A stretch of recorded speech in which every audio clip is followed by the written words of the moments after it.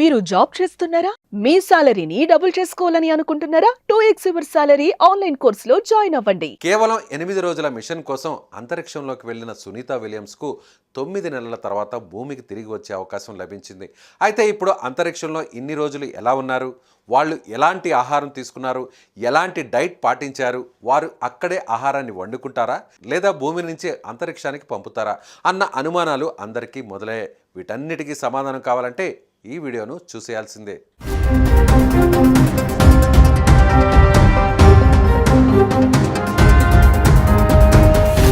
అంతరిక్షంలో సునీత విలియమ్స్ తీసుకునే ఆహారాన్ని కేవలం ప్రాణాలు నిలుపుకోవడం కోసమే కాకుండా మైక్రో గ్రావిటీలో ఉన్న పరిస్థితులను తట్టుకునే విధంగా నాసా రూపొందించింది. ఎక్కువ కాలం మైక్రో గ్రావిటీ ఉండడం అనేది అనేక సవాళ్లతో కూడుకున్న అంశం కాబట్టి వాటిని దృష్టిలో పెట్టుకునే ఆమె డైట్ పైన నాసా ప్రత్యేక శ్రద్ధ వహించింది. ముఖ్యంగా అంతరిక్షంలో ఆరోగ్యాన్ని కాపాడుకోవడం అంటే అంత ఈజీ కాదు. అన్ని రకాల పోషకాలు సరైన స్థాయిలో అందేలా చూసుకోవాలి.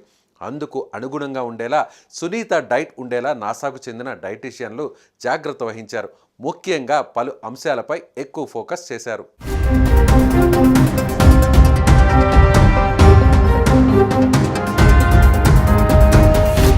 అంతరిక్ష ప్రయాణం కాల్షియం క్షీణతకు దారితీస్తుంది, ఎముకల సాంద్రతకు నష్టం చేకూరుస్తుంది. అందువల్ల సునీత విలియమ్స్ తీసుకునే ఆహారంలో రిచ్ కాల్షియమ్స్ ఉండేలా చూసుకున్నారు. అలాగే విటమిన్ డి, ఫాస్ఫరస్ లాంటివి కూడా సమృద్ధిగా ఉండేలా డిజైన్ చేసుకున్నారు. వ్యోమగాములకు కండరాల క్షీణత గురి కాకుండా ఉండాలంటే ప్రోటీన్ కావాలి. ప్రోటీన్ సమృద్ధిగా అందితే కండరాల మెయింటెనెన్స్కు ఉపయోగపడుతుంది. స్పేస్ ట్రావెల్లో తలెత్తే మరో సమస్య రేడియేషన్. శరీరాన్ని రేడియేషన్ నుంచి కాపాడుకునేందుకు యాంటీ ఆక్సిడెంట్లు సమృద్ధిగా ఉన్న పదార్థాలను తీసుకోవాల్సి ఉంటుంది. అవి ఎక్స్పోజర్ ప్రభావాలను తగ్గించడంతో సహాయం పడతాయి. కాబట్టి ఇలాంటివన్నీ డైట్లో ఉండేలా చూసుకోవాలి. అలాగే ఇమ్యూనిటీ కూడా కీలకం కాబట్టి విటమిన్ సి, జింక్ అలాగే ప్రోబయోటిక్ ఫుడ్స్ను డైట్లో చేర్చారు.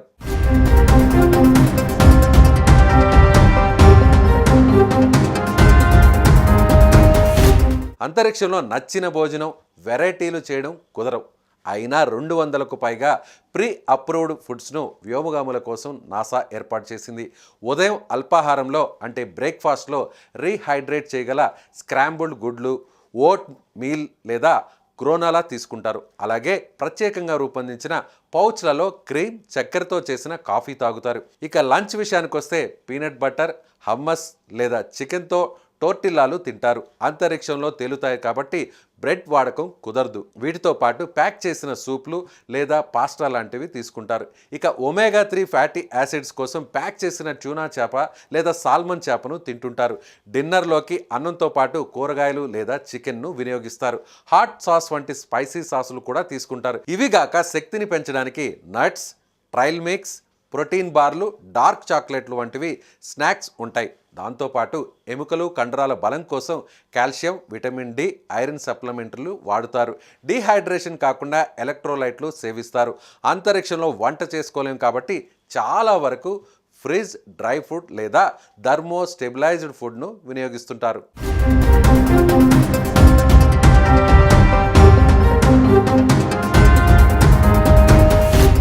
సుమన్ టీవీలో మీ పర్సనల్ అండ్ బిజినెస్ ప్రమోషన్స్ కోసం కింది నెంబర్కి కాంటాక్ట్ చేయండి.